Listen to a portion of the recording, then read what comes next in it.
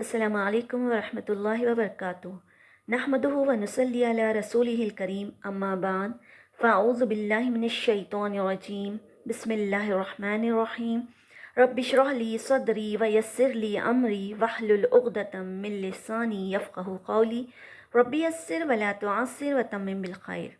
آئیے آج ہم دیکھتے ہیں محرم الحرام کی فضیلت۔ محرم الحرام حرمت والا مہینہ ہے۔ محرم الحرام کی فضیلت اور اہمیت یہ ہے کہ یہ اللہ کا مہینہ ہے جو تقدس اور عظمت کو ظاہر کرتا ہے، یعنی اللہ کے تقدس اور اس کی عظمت کو ظاہر کرتا ہے۔ قرآن مجید میں اس کو حرمت کا مہینہ اور شہر اللہ، اللہ کا مہینہ قرار دیا ہے، یعنی اللہ کے مہینے کی طرف جو نسبت کی گئی ہے یہ اضافت تعظیمی ہے، یعنی اس مہینے کی تعظیم کا اس سے پتہ چلتا ہے۔ صحیح مسلم کی روایت ہے، اللہ کے رسول صلی اللہ علیہ وسلم نے فرمایا، رمضان کے روزے کے بعد سب سے افضل نفل روزہ محرم کا روزہ ہے۔ دوسرا، آپ صلی اللہ علیہ وسلم نے اس مہینے میں روزے رکھنے کا حکم دیا، خصوصاً 10 تاریخ کا۔ جب آپ صلی اللہ علیہ وسلم مدینہ آئے تو آپ نے دیکھا یہودی روزہ رکھتے ہیں۔ آپ صلی اللہ علیہ وسلم نے دریافت کیا تو پتہ چلا کہ ان کا یہ عقیدہ تھا کہ آج کا جو روزہ ہے، اللہ تعالیٰ نے موسیٰ علیہ السلام کو فرعون سے نجات دی، جس کی وجہ سے یہ شکرانے کے طور پر رکھتے ہیں، اور اس کو آزادی کا دن مناتے ہیں کہ فرعون سے اور کفر سے نجات ملی۔ جب آپ صلی اللہ علیہ وسلم کو پتہ چلا تو آپ صلی اللہ علیہ وسلم نے فرمایا، ان کے بنسبت ہم موسیٰ علیہ السلام سے زیادہ قریب ہیں، لہٰذا ہم بھی روزہ رکھیں گے۔ لیکن یہودی 10 تاریخ کا روزہ رکھتے اور ہم 2 رکھیں گے، یعنی ایک پہلے یا ایک بعد میں، 9-10 کا یا پھر 10-11 کا۔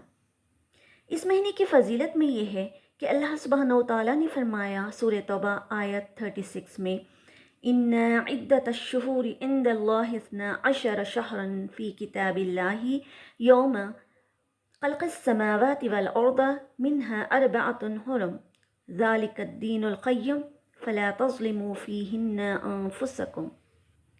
اللہ کے نزدیک مہینوں کی تعداد 12 ہے، جب سے اللہ نے آسمان اور زمین کو پیدا کیا، اور ان کے اندر 4 ایسے حرمت والے محترم مہینے بنائے جو جنگ و جدال، معصیت سے ان مہینوں میں بچنے کا حکم دیا گیا ہے۔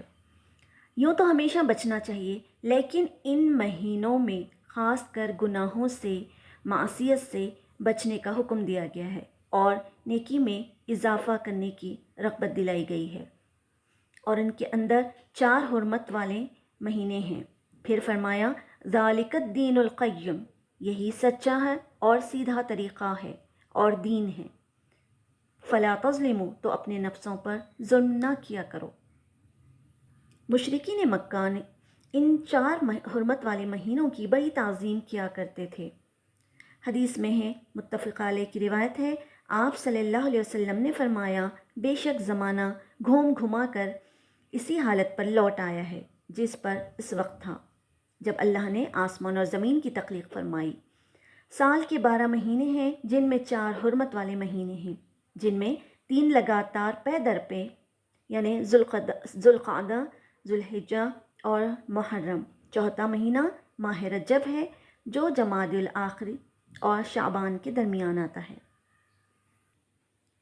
محرم کا مہینہ اللہ کا مہینہ ہے، اللہ کے پسندیدہ مہینوں میں سے ایک مہینہ ہے جو محترم ہے۔ اس میں بہت سارے گناہ اور ایسے اعمال کرنا جو عام دنوں میں بھی حرام ہے، ان ایام میں تو بدرجہ اولی حرام ہے۔ تو اللہ تعالیٰ نے سورہ توبہ میں فرمایا کہ اپنے نفسوں پر ان مہینوں میں ظلم نہ کرو، گناہ اور معصیت سے بچو۔ گناہ کریں گے تو شدت ہے ان گناہ کی، اور اگر نیکی کریں گے تو افضل ہے اس مہینے کی عظمت اور حرمت کے لحاظ سے۔ امام قتادہ فرماتے ہیں، جو بڑے مفسرین میں سے ہیں، کہ ان ایام میں حرمت والے 4 مہینوں میں گناہ کرنا زیادہ گناہ ہے۔ حالانکہ گناہ تو گناہ ہی ہیں، لیکن چونکہ اللہ نے ان کو حرمت والا قرار دیا ہے، اس میں گناہ کرنا عظیم گناہ ہے، یعنی زیادہ گناہ ہے، لہٰذا ہمیں ان مہینوں میں اپنے آپ کو ظلم و زیادتی سے، گناہ سے بچانا چاہیے اور نیکی میں اضافہ کرنا چاہیے۔ اس مہینے کو نبی صلی اللہ علیہ وسلم نے اللہ کا مہینہ قرار دیا۔ ویسے تو پورا سال اللہ کا ہے، لیکن اللہ جس کو چاہتا ہے اپنی طرف سے فضیلت دیتا ہے۔ ساری کائنات اللہ ہی کی ہے، لیکن اللہ نے کسی جگہ کو، کسی مہینے کو، کسی دن کو اپنے سے جوڑا ہے، جس سے اس کی فضیلت ظاہر ہوتی ہے۔ اس تعلق سے صحیح مسلم کی روایت ہے، نبی صلی اللہ علیہ وسلم نے فرمایا، افضل الصیام بعد رمضان شہر اللہ المحرم، یعنی رمضان المبارک کے بعد اللہ کے مہینے محرم کے روزے سب سے افضل ہیں۔ ابن رجب فرماتے ہیں، اس حدیث میں اس بات کی صراحت ہے کہ رمضان کے بعد سب سے زیادہ بہترین نفل روزہ اللہ کے مہینے محرم کے مہینے میں ہیں۔ حرمت والے 4 مہینوں میں یہ مہینہ سب سے افضل ہے۔ بعض علماء بعض اسلاف کہتے ہیں، جیسے حسن بصری رحمۃ اللہ علیہ فرماتے ہیں، جن کا تابعین میں بڑا اونچا مقام ہے، آپ فرماتے ہیں حرمت والے مہینے میں سب سے زیادہ حرمت والا مہینہ محرم کا مہینہ ہے۔ نیز فرمایا، اللہ نے سال کا آغاز حرمت والے مہینے سے کیا ہے اور حرمت والے مہینے سے ہی ختم کیا ہے، یعنی ذوالحج۔ لہٰذا اللہ کے نزدیک سال میں ماہ رمضان کے بعد محرم سے بڑھ کر کوئی ماہ نہیں ہے۔ اس عظیم مہینے میں کثرت سے روزے رکھنا مستحب ہے۔ یعنی حدیث میں ہے، صحیح مسلم کی روایت ہے کہ رمضان کے بعد اللہ کے قریب سب سے افضل روزے محرم کے ہیں، اور آگے نبی صلی اللہ علیہ وسلم کی دوسری حدیث میں فرمایا، اور سب سے افضل نماز فرض نمازوں کے بعد رات کی نماز ہے۔ نفل نمازوں میں سب سے افضل نماز تہجد، اور روزوں میں سب سے افضل محرم کے روزے ہیں۔